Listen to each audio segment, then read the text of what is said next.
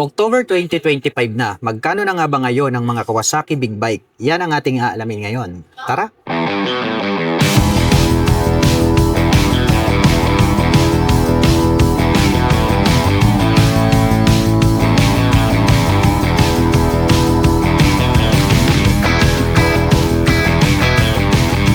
Kawasaki Z500 SE 2025 version. Mayroon po itong napakalupit na headlight design. Mayroon naman po itong glossy black na visor. Dito naman po located sa bandang itaas, ito pong kanyang mga LED na turn signals.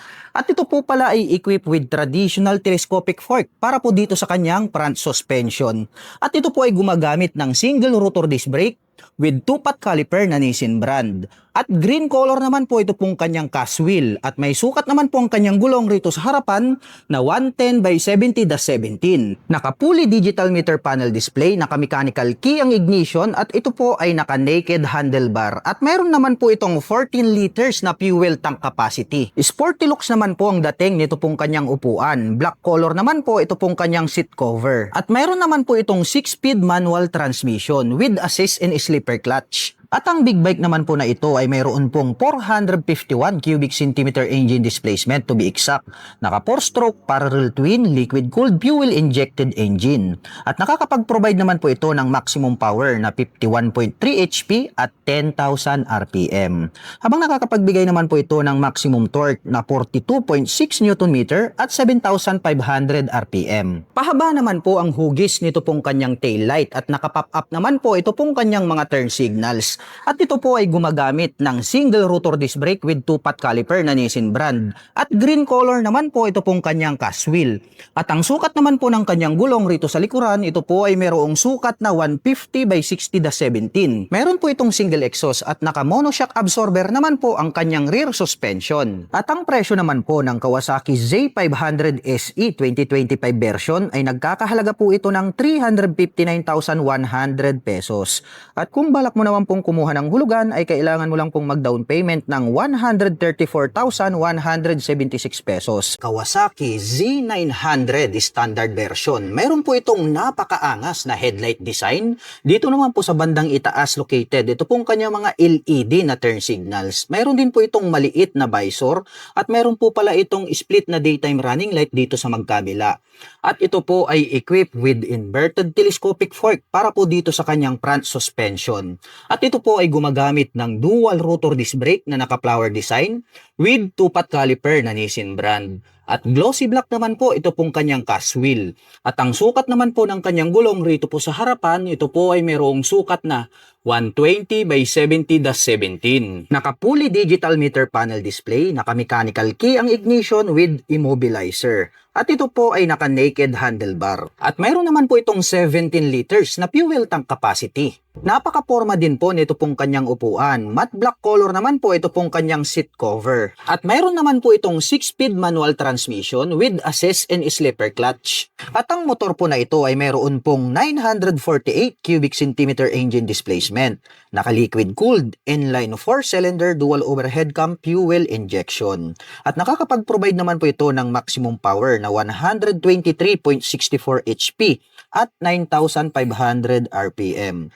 Habang nakakapagbigay naman po ito ng maximum torque na 98.6 Nm at 7,700 RPM. Unique din po ang pagkakadesign nito pong kanyang taillight at dito naman po located itong kanyang mga turn signals. At ito po pala ay equipped with single rotor disc brake na flower design with single pot caliper na Nissin brand. At ito pong kanyang cast wheel is glossy black color. At ang sukat naman po ng kanyang gulong rito sa likuran, ito po ay mayroong 180 by 55-17. At mayroon naman po itong single exhaust at gumagamit naman po ito ng monoshock absorber para po dito sa kanyang rear suspension. At ang kagandahan po niyan, ito po ay adjustable. At ang presyo naman po ng Kawasaki Z900 standard version ay nagkakahalaga po ito ng 570,000 pesos.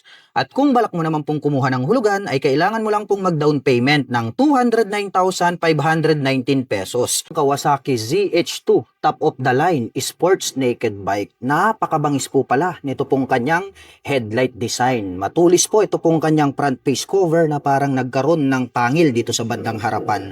Mayroon naman pong Kawasaki logo dito sa bandang gitna at mayroon naman po itong maliit na visor. At dito naman po located dito pong kanyang mga turn signals na LED. At ito po pala ay equipped with inverted telescopic fork para po rito sa kanyang front suspension. At ito po ay equipped with ABS or anti-lock braking system. Gumagamit po ito ng dual rotor disc brake with 2-pot caliper na Brembo. At glossy black naman po ang kulay nito pong kanyang cast wheel. At ang size naman po ng kanyang gulong rito po sa harapan, ito po ay mayroong sukat na 120 by 70-17. Naka-fully digital meter panel display, naka-mechanical key ang ignition, equipped na po yan ng immobilizer. At mayroon naman po itong 19 liters na fuel tank capacity. At bukod dyan, ang kagandahan po nito ay mayroon na po siyang cruise control. At ito po ay naka-naked handlebar. At mayroon naman po itong 6-speed manual transmission. Equipped na rin po ito ng assist and slipper clutch at mayroon na rin po siyang quick shifter. Ang astig din po nito pong kanyang upuan. Black color naman po ito pong kanyang seat cover at mayroon naman po siyang belt dito sa gitna. At ang Kawasaki ZH2 ay mayroon pong 998 cubic centimeter engine displacement. Naka 4-stroke, inline 4, dual overhead cam, liquid cooled. At nakakapag-provide naman po ito ng maximum power na 200 HP at 11,000 RPM. Habang nakakapagbigay naman po ito ng maximum torque na 137 Nm at 8,500 RPM. Unique naman po ang pagkakadesign nitong kanyang taillight. Naka-pop up naman po ito pong kanyang mga LED na turn signals. At ito po pala ay gumagamit ng single rotor disc brake with single pot caliper na Nissin brand. Glossy black naman po ang kulay nito pong kanyang cast wheel. At ang sukat naman po ng kanyang gulong rito po sa likuran, ito po ay mayroong sukat na 190 by 55-17. At mayroon naman po itong mapormang exhaust pipe at gumagamit po pala ito ng monoshock absorber para po dito sa kanyang rear suspension at ito po ay adjustable. At ang presyo naman po ng Kawasaki ZH2 ay nagkakahalaga po ito ng 923,500 pesos. At kung balak mo naman pong kumuha ng hulugan ay kailangan mo lang pong mag-down payment ng 336,767 pesos. Kawasaki Z1000R 2025 version. Napakabangis po pala nito pong kanyang headlight design dahil gumagamit po ito ng 4 na projector lights para po dito sa kanyang high beam and low beam. Naka-pop up naman po ito pong kanyang mga LED na turn signals at mayroon naman po siyang little visor dito sa bandang itaas. At ito po pala ay equipped with inverted telescopic fork para po dito sa kanyang front suspension.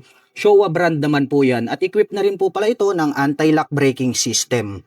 Gumagamit po ito ng dual rotor disc brake with 2-pot caliper na Brembo. Black color naman po ito pong kanyang cast wheel at ang sukat naman po ng kanyang gulong rito sa harapan, ito po ay mayroong sukat na 120 by 70-17. Naka-fully digital meter panel display, naka-mechanical key ang ignition with immobilizer at ito po ay naka-naked handlebar at mayroon naman po itong 17 liters na fuel tank capacity. Mayroon naman po itong 6-speed manual transmission with assist and slipper clutch at napakaastig din po ng dating nito pong kanyang upuan. Black color naman po itong kanyang seat cover at mayroon naman po siyang belt dito sa gitna. At ang big bike po na ito ay mayroon pong 1,043 cubic centimeter engine displacement to be exact, naka-liquid cooled, inline 4-cylinder fuel injected. At nakakapag-provide naman po ito ng maximum power na 142 HP at 10,000 RPM. Habang nakakapagbigay naman po ito ng maximum torque na 111 Nm at 7,300 RPM. Attractive po ang pagkakadesign nitong kanyang taillight. Naka-pop up naman po ito pong kanyang mga LED na turn signals. At ito po ay equipped with single rotor disc brake. Black color naman po ito pong kanyang cast wheel at ang sukat naman po nito pong kanyang gulong rito sa likuran, ito po ay mayroong sukat na 190 by 50-17 at mayroon naman po itong dual exhaust dito sa kanan. Mayroon din po itong dual exhaust dito sa kaliwa at gumagamit naman po ito ng monoshock absorber para po dito sa kanyang rear suspension. At ang presyo po ng Kawasaki Z1000R ay nagkakahalaga po ito ng 725,500 pesos. At kung balak mo naman pong kumuha ng hulugan ay kailangan mo lang pong mag-down payment ng 266,951 pesos. Vulcan Custom 900. Napakalupit at napakabangis talaga nitong cruiser bike na to dahil kahit saan anggulo mo tignan ay talagang napakapogi ng kanyang dating. Mayroon po itong rounded shape na headlight, bulb type po yung kanyang ginagamit para po sa kanyang high beam and low beam. beam. At bilugan naman po ito pong kanyang mga bulb type na turn signals. At ito po ay gumagamit ng traditional telescopic fork na glossy black color, habang equipped naman po ito ng monoshock absorber dito sa likuran. At napakaporma po nito pong kanyang kalesa type na cast wheel. At ito po pala ay gumagamit ng single rotor disc brake with 2-pot caliper dito sa harapan, habang naka single disc brake with 2-pot caliper dito sa likuran. At mayroon po itong 20 liters na fuel tank capacity. Ang astig din po ng dating nito pong kanyang naked handlebar, at may sukat po na 80 by 90-21 dito sa harapan, habang mayroon naman pong sukat na 180 by 70-15 dito sa likuran. Ang lapad po at ang forma ng pagkakadisenyo nito pong kanyang upuan, combination naman po ng black at gray, ito pong kanyang seat cover. At ang kanya naman pong mga button selectors, mayroon po itong passing light, turn signal selectors at ang kanyang horn. Habang dito naman po sa kabila, mayroon po itong engine kill switch at ang kanyang electric starter. At nandirito po pala located dito po sa kanyang fuel tank, ito pong kanyang meter panel display, at ito po ay combination ng analog at digital. At ito po ay mayroong 5-speed manual transmission. Napakaastig po ng dating nito pong kanyang dual pipe, at mayroon naman po itong dual exhaust. At ito po pala ay gumagamit ng belt drive. Diecast po ito pong kanyang foot brake, at mayroon naman pong rubber cover on top, ito pong ating pillion step para sa ating rider at back rider. At naka-liquid cooled po ang kanyang cooling system. Oblong shape po ito pong kanyang tail light, at rounded shape naman po ito pong kanyang mga turn signals. At ang presyo po ng Kawasaki Vulcan 900 Custom ay nagkakahalaga po ito ng 679,500 pesos.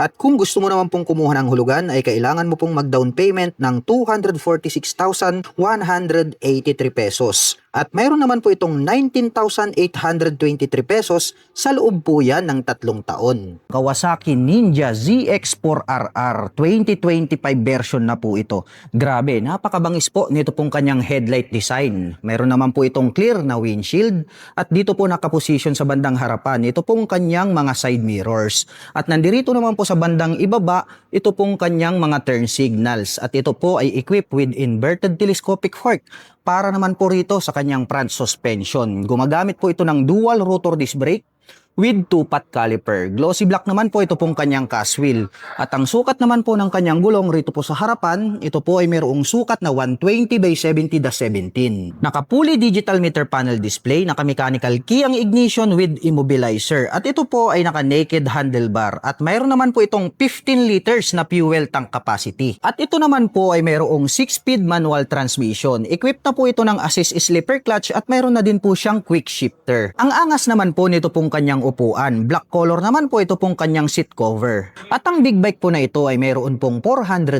cubic centimeter engine displacement, naka-liquid cooled, 4-stroke, inline 4. At nakakapag-provide naman po ito ng maximum power na 76.43 HP at 14,000 RPM. Habang nakakapagbigay naman po ito ng maximum torque na 39.6 Nm at 13,200 RPM. Triangle shape naman po ito pong kanyang tail light, at nakapop up naman po ito pong kanyang mga LED na turn signals. At ito po pala ay gumagamit ng single rotor disc brake with single pot caliper. Glossy black naman po ito pong kanyang cast wheel, at ang sukat naman po ng kanyang gulong rito po sa likuran, ito po ay mayroong sukat na 160 by 60-17. At mayroon naman po itong single exhaust na stainless steel, at ito po ay equipped with monoshock absorber para naman po rito sa kanyang rear suspension. At ang kagandahan po nito, ito po ay adjustable. At ang presyo naman po ng Kawasaki Ninja ZX4RR 2025 version ay nagkakahalaga po ito ng 502,500 pesos. At kung balak mo naman pong kumuha ng hulugan, ay kailangan mo lang pong mag-down payment ng 185,649 pesos. Kawasaki Versys 650 2025 version na po ito. Napakabangis po pala talaga nito pong kanyang headlight design. Nagkaroon pa pala siya rito ng windlet at mga pangil, kaya talagang mas malupit yung kanyang dating. Nakapop up naman po ito pong kanyang mga turn signals. LED na po lahat ng kanyang ginagamit para po dito sa kanyang lighting system. Gumagamit naman po ito ng inverted telescopic fork, naka-dual rotor disc brake dito sa harapan, along with 2-pot caliper na Nissin brand. At ito po ay naka-cast wheel na black color. At ang sukat naman po ng kanyang gulong rito po sa harapan, ito po ay mayroong sukat na 120 by 70-17. Naka-fully digital meter panel display, meron po itong 2-button selector dito sa bandang ibaba. At gumagamit naman po ito ng mechanical key dito po sa kanyang ignition. At ito po ay naka-naked handlebar. Papunta naman po tayo rito sa kanyang mga button selectors. Meron po tayo ritong passing light, high beam and low beam, turn signal selector, horn at ang kanyang hazard. At meron pa tayo ritong additional na button selector. Habang dito naman po sa kabila, meron po tayo ritong engine kill switch at electric starter. At ito naman pong kanyang mga brake levers is chrome color at ang kagandahan po niyan, ito po ay adjustable. At ito pong kanyang fuel tank is napaka-flawless ng kanyang dating, glossy black color. At ito naman po ay mayroong fuel tank capacity na 21 liters. Ito po palang Kawasaki Versys ay mayroon po itong 649 cubic centimeter engine displacement. Naka-parallel twin, dual overhead cam, 4-stroke with 4 valve per cylinder. At nakakapag-provide naman po ito ng maximum power na 69.3 HP at 8,500 RPM. Habang nakakapagbigay naman po ito ng maximum torque na 61 Nm at 7,000 RPM. At mayroon naman po itong 6-speed manual transmission. At ito naman pong kanyang upuan is matte black color po siya. Dumako naman po tayo rito sa bandang likuran. Silipin natin ito pong kanyang taillight. Wow! Very aggressive din, no, yung pagkakadesign nitong kanyang taillight. LED na po yan at naka-pop up naman po ito pong kanyang mga turn signals. Naka-single rotor disc brake with single pot caliper na Nissin brand. At ang sukat naman po ng kanyang gulong rito sa likuran, ito po ay mayroong sukat na 160 by 60-17. At pagdating naman po dito po sa kanyang rear suspension, ito po pala ay equipped with single-sided monoshock absorber. Yung coil spring na ginamit is glossy black at makikita natin na mayroon ata ritong canister. So ibig sabihin ito po ay adjustable. At ito pong kanyang exhaust pipe, grabe no, almost hide, talagang napaka-porma nito pong kanyang exhaust pipe. Stainless steel po yan at mayroon po itong single exhaust. At matte black color naman po ito pong kanyang die-cast na swing arm. At ang presyo po ng pinakabagong Kawasaki Versys 650 2025 version ay nagkakahalaga po ito ng 512,500 pesos. At kung balak mo naman pong kumuha ng hulugan, ay kailangan mo lang pong mag-down payment dito ng 189,239 pesos. At mayroon naman po itong 15,173 pesos sa loob po yan ng 3 taon. Kawasaki Ninja ZX6R 2025 version. Mayroon po itong napakabangis na headlight design. Matutulis naman po ito pong kanyang front face cover. At mayroon naman po itong clear na windshield. At dito naman po located itong kanyang mga side mirror sa bandang harapan dahil nga ito po ay isang sports racing bike. At dito naman po sa bandang ibaba, dito po located itong kanyang turn signals. At gumagamit naman po ito ng inverted telescopic fork para po dito sa kanyang front suspension. Showa brand po iyan. At meron naman po itong dual rotor disc brake with 2-pot caliper na Nissin brand. Glossy black naman po ito pong kanyang cast wheel. At ang sukat naman po ng kanyang gulong rito sa harapan ay meron po itong sukat na 120 by 70-17. Naka-fully digital meter panel display, naka-mechanical key ang ignition with immobilizer. At adjustable po pala ito pong kanyang front suspension na Showa brand. At ito naman po ay naka-naked handlebar. At mayroon naman po itong 17 liters na fuel tank capacity. At mayroon naman po itong 6-speed manual transmission with assist in slipper clutch at mayroon na rin po itong quick shifter. Ang ganda rin po nito pong kanyang upuan. Black color naman po ito pong kanyang seat cover. At ang big bike po na ito ay mayroon pong 636 cubic centimeter engine displacement. Naka 4-stroke, inline 4, dual overhead cam, liquid cooled.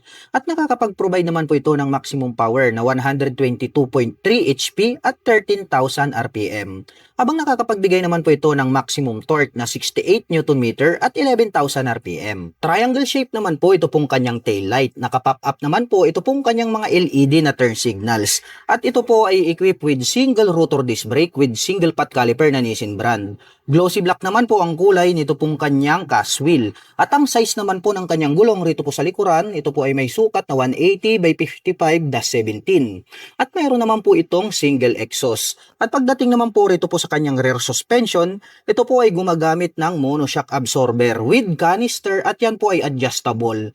Diecast naman po na napakatik, ito pong kanyang swing arm. At ang presyo po ng Kawasaki Ninja ZX6R 2025 version ay nagkakahalaga po ito ng 710,500 pesos. At kung balak mo naman pong kumuha ng hulugan ay kailangan mo lang pong mag-down payment ng 260,310 pesos. Kawasaki Z650RS, napakaburusko po ng classic big bike na ito. Mayroon naman po itong rounded shape na headlight design. Naka-pop up naman po ito pong kanyang mga turn signals at LED na po lahat ng kanyang ginagamit para po sa kanyang lighting system. At equipped naman po ito ng traditional telescopic fork para po dito sa kanyang front suspension.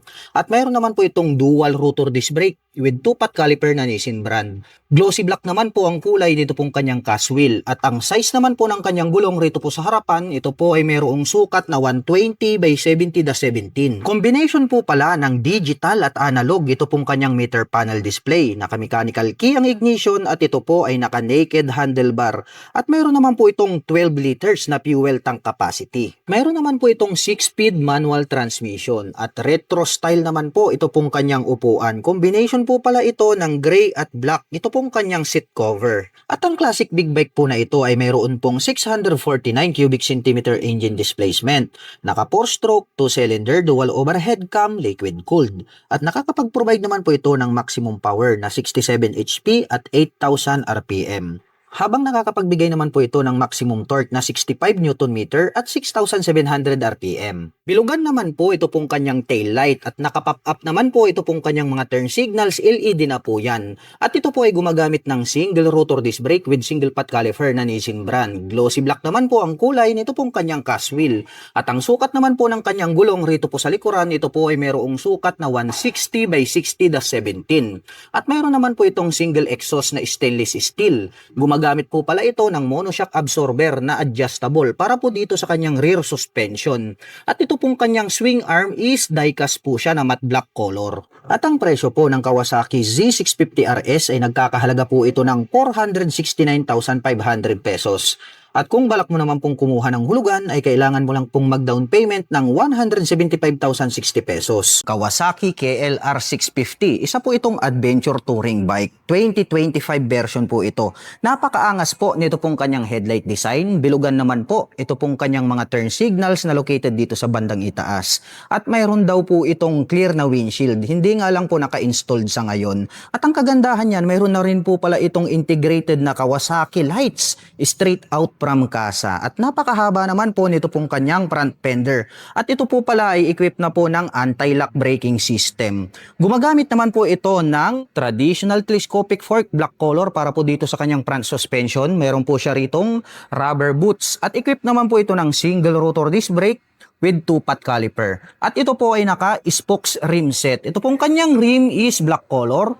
At ang sukat naman po ng kanyang gulong rito po sa harapan ay may sukat na 90 by 90-21. At ito po ay naka-dual purpose pattern tires dahil nga po ito ay isang adventure touring bike. Naka-fully digital meter panel display, naka-mechanical key ang ignition at ito po ay naka-naked handlebar. At bukod dyan, ang kagandahan po nito ay mayroon na po siyang USB power outlet dito sa kanan at mayroon naman po siyang USB charging port dito po sa kaliwa. At mayroon naman po itong 6.1 gallon na fuel tank capacity. Mayroon po itong 5-speed manual transmission at ang lapad po pala nitong kanyang upuan. Matte black color naman po ang kanyang seat cover. At mayroon na rin po pala itong engine guard at crash guard. At mayroon na din po itong hand guard. At ang kagandahan po nito pong kanilang pinakabagong Kawasaki KLR 650 2025 model ay naka-fully set up na po pala ito dahil mayroon na po siyang built-in na side box. Kawasaki po yan, combination po ng black at silver color. At mayroon na din po siyang built built-in na rear carrier. Top box na lang po ang kulang. At ang adventure bike po na ito ay mayroon pong 652 cubic centimeter engine displacement. Naka 4-stroke single cylinder dual overhead cam. May bore in stroke na 100 by 83 mm at mayroon naman po itong compression ratio na 9.8 by 1. At pagdating naman po sa kanyang maximum torque at maximum power ay wala pa po tayong full detailed information dahil nga po bagong-bago pa lamang po ito pong adventure bike na ito. At ang seat height po ng motor na ito ay may taas na 34.3 inches, may ground clearance na 8.3 inches at mayroon naman po itong bigat na may kabuuang 487.1 lb. Box type naman po ito pong kanyang taillight, bilugan naman po ito pong kanyang mga turn signals at meron naman po itong single exhaust. Gumagamit po ito ng single rotor disc brake with 2-pot caliper, naka-spokes and rim set at ito po ay naka-dual purpose pattern tires. At ang sukat naman po ng kanyang gulong rito sa likuran, ito po ay mayroong sukat na 130 by 80/17. At gumagamit naman po ito ng monoshock absorber para po dito sa kanyang rear suspension. At ang presyo po ng pinakabagong Kawasaki KLR 650 2025 version ay nagkakahalaga po ito ng 453,400 pesos. At kung balak mo naman pong kumuha ng hulugan, ay kailangan mo lang pong mag-down payment ng 168,025 pesos.